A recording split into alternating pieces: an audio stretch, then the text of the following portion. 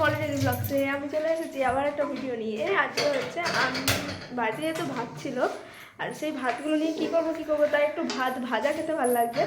তো চলো তোমাদের সাথে একটু রেসিপিটা শেয়ার। আমরা ধনে পাতা কুচি নিয়ে নিয়েছি আর একটু রসুন কুচি, একটু টমেটো কুচি আর তার সাথে একটু কাঁচা লঙ্কা কুচি, ডিমটা ফাটিয়ে নিয়েছি। ডিমের সাথে আমরা এখানে একটু ব্ল্যাক পাউডার দিয়ে দিয়েছি আর তার সাথে একটু লবণ দিয়ে দিয়েছি। এখানে রাখা আছে আলু কুচি আর পেঁয়াজ কুচি।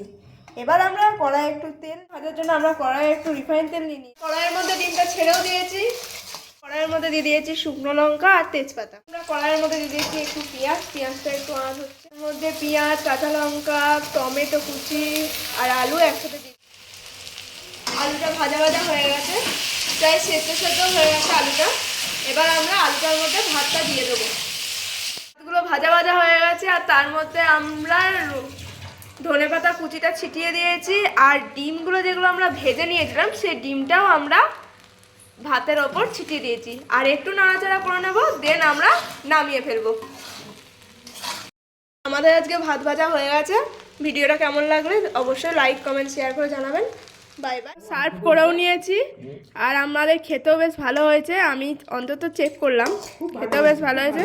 কেমন আছে মা? খুব ভালো হয়েছে, খুব সুন্দর হয়েছে।